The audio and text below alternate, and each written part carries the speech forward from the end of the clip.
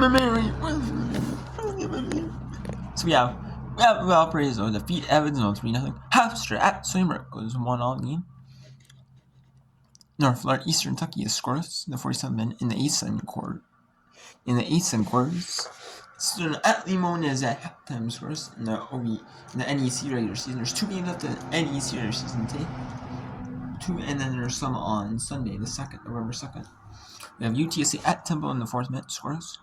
At UT Martin scoreless in the 2nd minute. That's just going on right now. And then we had earlier. UMass Lowell and Brighton ended in a 1-all tie. Fairleigh at University ended in a 1-all scoreless tie. Belmont, it was 2-0 over Illinois State. Southern Indiana 2-0 over South University. Queen Lipscomb ended 2-0 over Queen's University. Murray State ended 2-0 over Indiana. USC 1-0 over Northern. And we're going to do whip around until late tonight, 11 p.m. to midnight Eastern, which is 9 p.m. Pacific time. We whip around all day women's soccer and women's volleyball. Alternate day. That's right. So we're gonna do. I don't know about every game can be. I don't know if every game can get in, but we'll do some of the big games in women's soccer and women's volleyball. Well, that's mainly what we'll do. Today is the big games.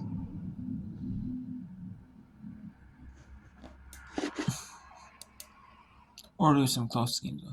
We also have field hockey we can do some whip around on. We have UMass Lowell. This is the ESPN Plus featured game. There's a couple of games on American East at the TV, but I figured why not just these two featured game. We have Stonehill at Limon here in women's soccer. We have North Florida at Eastern Kentucky, the final, the second half here. We have UTSA at Temple. It's kind of raining up in the northeast, as you can see. Then we have SIU at UT Martin. And we have something right now in the 94th minute. It's 2 10-minute overtimes. It's golden goal, so winner takes the goal. So first goal is to be scored, takes the win. And Hofstra and Swinburne are tied 1-all in the Coastal Athletic Association Championships. The quarterfinals, top 6 teams make it. Hofstra and Swinburne are playing. And Elon and William and Mary are playing later. Elon at William and Mary. Then we have number 1 and 2 seeds host the semis. And then, there's actually, they call it the 1 seeds. There's 2 divisions. 1 versus 3 in each, top 3 in each division, which is top 6 overall. The top 3 in each division make it. And then they have probably the 2 against the 3 in the opposite division. Or I'm not sure if it's the same division. You play the same division. I'm not sure, but either way. I know the ASIN does it where you play the 4 and the 1. And you meet up from the opposite division. So it's like 1A, 4B. So they do it so that you can only, the only way you can have a matchup with 2 same people from the same division. It is. The only way that's possible is if is in the semifinals. That's only. And we had Drake beat Southern Illinois 1-0. This one is going to extra time, 96 minutes. Then it'll be 100th minute, and then it'll be a little break, a short little break, and then the 100th minute, and then it'll be past 100 minutes. It'll be game. So let's go to field hockey here. UMass Lowell in a rainy Lowell, Massachusetts. They're up 3-0 over the University of Albany, New York. Pretty much every game, and now she has stepped into a more key role as part of the midfield, and as you said, has really made the most of that opportunity. Yeah, much like Kirchhoff, right? She's moved into a bigger role this season, and she has adapted very well. And it showed up on the scoreboard. There's another intervention from Van Emelen. Players sprawling, but it is quickly won back by Willis. And also after the whipper, there's some whipper on here too. All day long, but you see right here. There will be a little slower parts of whipper on though. Sometimes there's more than others, but it's not as much right early on as there will be later to the night. Today and this evening and night, there will be a lot more whipper of coverage. There will be a lot more games later in the day. Earlier in the day, there's not as many on like midweek, but there are some. There's some as some schools do it like earlier in the day before it like gets dark out. And in order due to like the weather conditions, you might move it up a little bit. Going against Albany right now on the road. Sort things out here. Can they get one to kind of feel like they're back in the groove of things?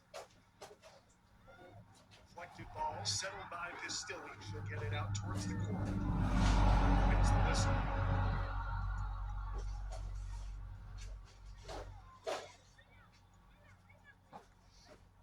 Keeping an eye on things up in Burlington. UVM still owns a 3-0 lead over Maine. UNH has widened the gap to 6-0 against Bryant again. Maine and Bryant pretty locked into their spots. They're traveling on Sunday. The question is where those buses will be headed. Toronto, you have to imagine they know they got to get 4.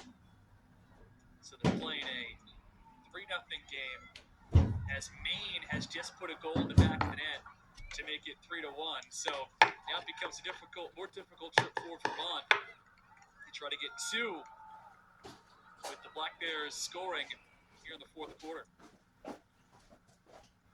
UNH feeling more and more comfortable that they will end up as the 1 seed. Again,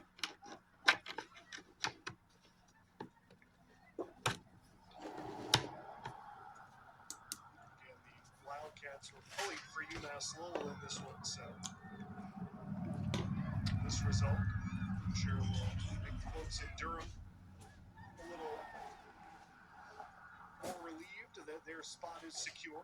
And they had the cleanest path to get the 1 seed. Really, they had to just win by more than 1 goal, which they have kind of done going away in their matchup against Bryant. But it becomes interesting now as we scoreboard watch and continue to scoreboard watch in the third quarter of this one. I have to think it will still come down to a tight contest down the stretch, whether they be in the opening round of postseason on Sunday or in the semifinal round on Tuesday. Mouse just pancaked the U-Albany forward. She tried to control it. That was Quits coming hard into the circle. Just trying to keep it out of the reach of the defenders. Mouse ended up plowing her over. Yeah, Quits sprinting all the way down here, and Mouse forcing the issue. Again, if she would have waited, Mouse would have had a shot at this on the backhand and strike one. But Mouse out there closes the gap and kicks it away to prevent that U-Albany opportunity. Tangle of legs. Schoonmaker wins possession, tries to dance around Van Emelen.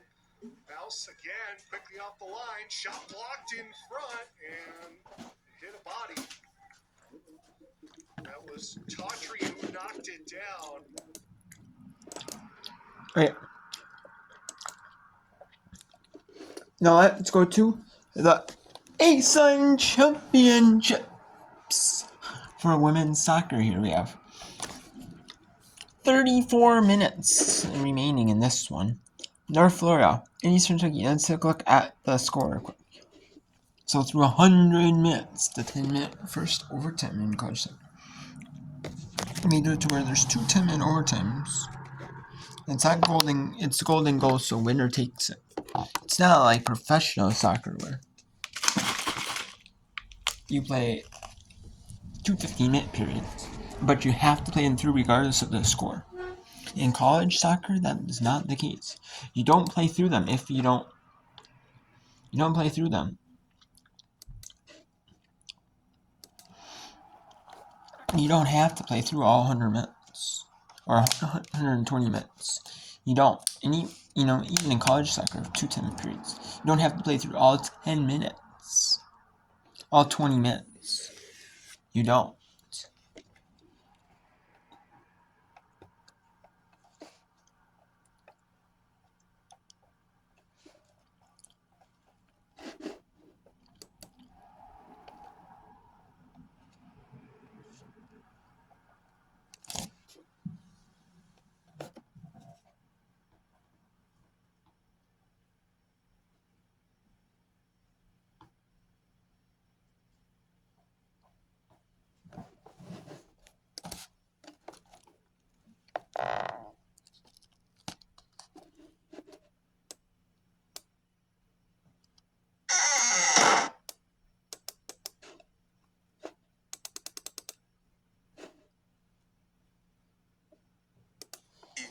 Number 2 for the Colonels coming out as well, and number 9. So Maddie Murphy off the pitch, as well as Peyton Smith. We'll have to wait for an update on this to see who came in for the Ospreys. Lots of movement going on down there.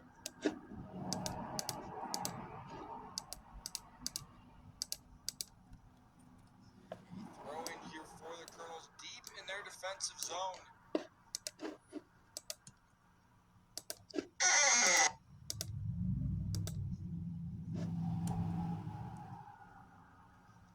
Tough possession right there, unable to stay with it. Number 34 for the Ospreys, just unable to corral that ball. Ball is lost there in the middle. Holy. Back here. Heavy pressure from the Ospreys, and a slide tackle. That ball will go out. These ladies are leaving it all out there on the pitch. A back and forth battle for the first 60 minutes. Just 30 left to play, still 0-0. Johnny, we're in for a great finish. I promise you that.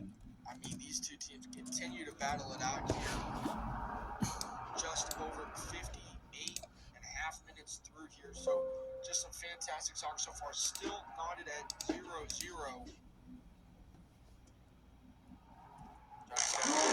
Coming into this match, you would have 241 shots on the season. Compare that to EKU with 238.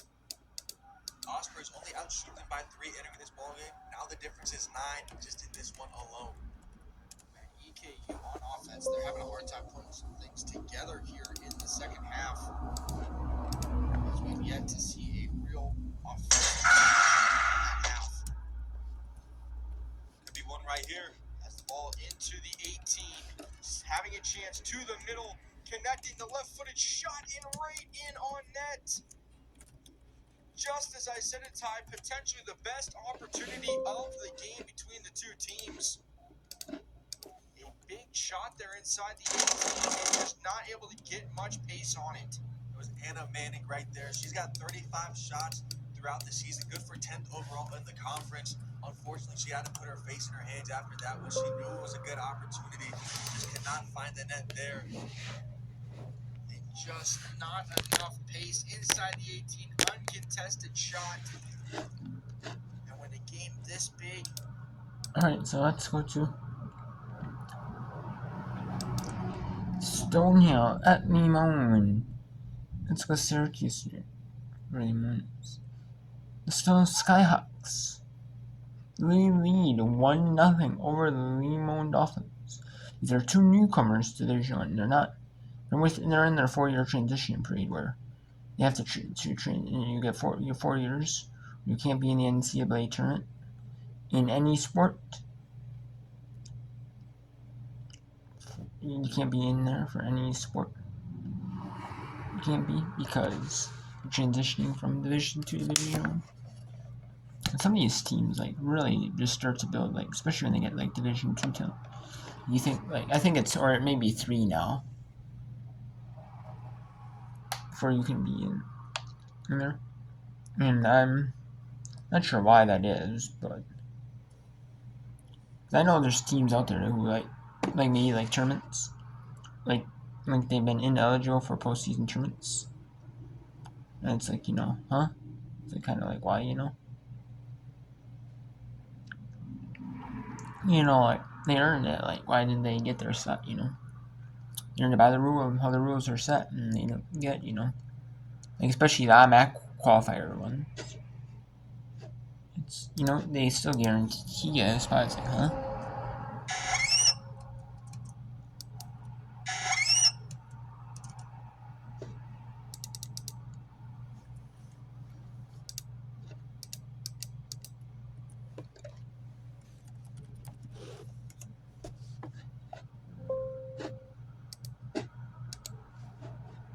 In their own area.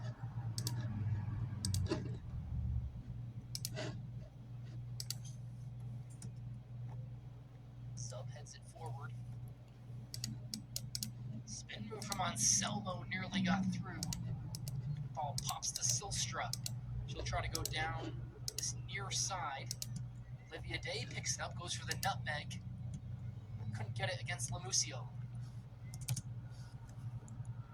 Lamusio pokes the ball forward off the foot of Corsi, who defends near the corner flag.